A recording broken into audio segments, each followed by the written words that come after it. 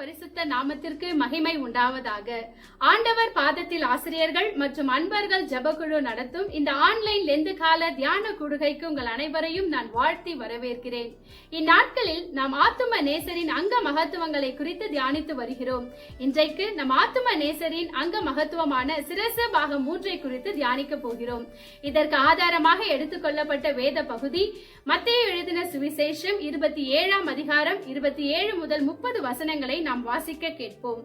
அப்பொழுது தேசாதிபதியின் போர் சேவகர் இயேசுவை தேசாதிபதியின் அரமனையிலே கொண்டு போய் போர் சேவகரின் கூட்டம் முழுவதையும் அவரிடத்தில் கூடி வர செய்து அவர் வஸ்திரங்களை கழற்றி சிவப்பான மேலங்கியை அவருக்கு உடுத்தி முள்ளுகளால் ஒரு முடியை பின்னி அவர் சிரசின் மேல் வைத்து அவர் வலது கையில் ஒரு கோலை கொடுத்து அவர் முன்பாக முழங்கார் படியிட்டு யூதருடைய ராஜாவே வாழ்க என்று அவரை பரியாசம் பண்ணி அவர் மேல் துப்பி அந்த கோலை எடுத்து அவரை சிரசில் அடித்தார்கள். பிரியமானவர்களே, இன்றைக்கு 3 விதமான முட்களின் அடையாளங்களை பற்றியும் இயேசுவை ஏன் சிரசில் அடித்தார்கள் என்பதை பற்றியும் நாம் தியானிக்க போகிறோம். முதலாவதாக முட்கள் சாபத்தின் அடையாளம். எபிரேயர் 6ஆம் அதிகாரம் 8ஆம் வசனத்தில் இப்படியாய் நாம் வாசிக்கிறோம். முள் செடிகளையும் முள் பூண்டுகளையும் முளைப்பிக்கிற நிலமோ தகாததாயும் சபிக்கப்படுகிறதற்கேற்றதாயும் இருக்கிறது, சுட்டெரிக்கப்படுவதே அதன் முடிவு. பிரியமானவர்களே, ஆதியாகமம் முதல் 2 அதிகாரங்களை நாம் பார்த்தோம் என்று சொன்னால் தேவன் தாம் உண்டாக்கினதை அது நல்லது என்று கண்டார் என்று பார்க்கிறோம். ஆனால் பிரியமானவர்களே, ஆதாம் ஏவாள் செய்த கீழ்ப்படியாமையும் சாபம் பாவத்தின் நிமித்தம் சாபமானது உலகத்திலே வந்தது என்பதை பார்க்கிறோம். ஆனால் கலாத்தியர் 3ஆம் அதிகாரம் 13 இப்படியாய் நாம் வாசிக்கிறோம். இயேசு கிறிஸ்து நமக்காக சாபமாகி நியாய பிரமாணத்தின் சாபத்திற்கு நம்மை நீங்களாக்கி மீட்டு கொண்டார் என்று பார்க்கிறோம். பிரியமானவர்களே, அவர் நம்மேல் வைத்த அன்பு பெரியது. இரண்டாவதாக முட்கள் வேதனையின் அடையாளம். ஏசாயா 53ஆம் அதிகாரம் 5ஆம் வசனத்தை நாம் வாசிப்போம். நம்முடைய மீறுதல்களின் நிமித்தம் அவர் காயப்பட்டு நம்முடைய அக்கிரமங்களின் நிமித்தம் அவர் நொறுக்கப்பட்டார், நமக்கு சமாதானத்தை உண்டு பண்ணும் ஆக்கினை அவர் மேல் வந்தது, அவருடைய தழும்புகளால் குணமானோம். பிரியமானவர்களே, தேவன் நமக்கு பாராட்டின கிருபை பெரியது. மூன்றாவதாக முட்கள் கவலையின் அடையாளம். பிரியமானவர்களே, நமக்கு எல்லோருக்கும் தெரிந்த வசனமான மத்தேயு 6:25 நாம் வாசிக்க கேட்போம். ஆகையால் எண்ணத்தை உண்போம் எண்ணத்தை குடிப்போம் என்று உங்கள் ஜீவனுக்காகவும் எண்ணத்தை உடுப்போம் என்று உங்கள் சரீரத்திற்காகவும் கவலைப்படாதிருங்கள் என்று உங்களுக்கு சொல்லுகிறேன்.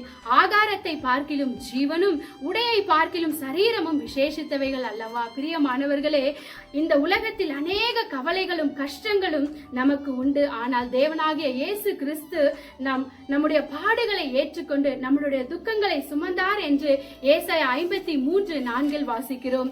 பிரியமானவர்களே, கவலை வரும்பொழுது பயம் வரும், பயம் வரும்பொழுது விசுவாசமானது செயல்படாது என்பதை குறித்து நாம் அறிந்திருக்கிறோம். பிரியமானவர்களே, இன்றைக்கு தேவன் நமக்கான தேவைகள் எல்லாவற்றையும் அறிந்திருக்கிறார். பிரியமானவர்களே, இன்றைக்கு நான் இந்த வசனங்களை தியானித்துக் கொண்டிருக்கும் பொழுது கர்த்தர் எனக்காக கொடுத்த இந்த தலைப்பு என்னவென்று சொன்னால், கர்த்தர் உங்களை மறப்பதில்லை, அவரால் நீங்கள் மறக்கப்படுவதில்லை. பிரியமானவர்களே, ஏன் சிரசில் அடித்தார்கள் என்பதை குறித்து இப்பொழுது நாம் பார்க்க போகிறோம். ஏசாயா 44ஆம் அதிகாரம் 21வது வசனம் இப்படியாய் சொல்லப்படுகிறது. யாக்கோபே, இஸ்ரவேலே, இவைகளை நினை, நீ என் தாசன், நான் உன்னை உருவாக்கினேன், நீ என் தாசன், இஸ்ரவேலே, நீ என்னால் மறக்கப்படுவதில்லை. ஆம் பிரியமானவர்களே, தேவனால் நாம் யாரும் மறக்கப்படுவதில்லை. பாருங்கள், ஏன் சிரசில் அடித்தார்கள் என்று சொன்னால், நமக்கு எல்லாருக்கும் தெரிந்த காரியம், தலையில் அடிக்கப்பட்டால் ஒன்று நமக்கு சுய நினைவு இழந்து போகப்படும், இல்லை என்றால் மரித்து போவார்கள்.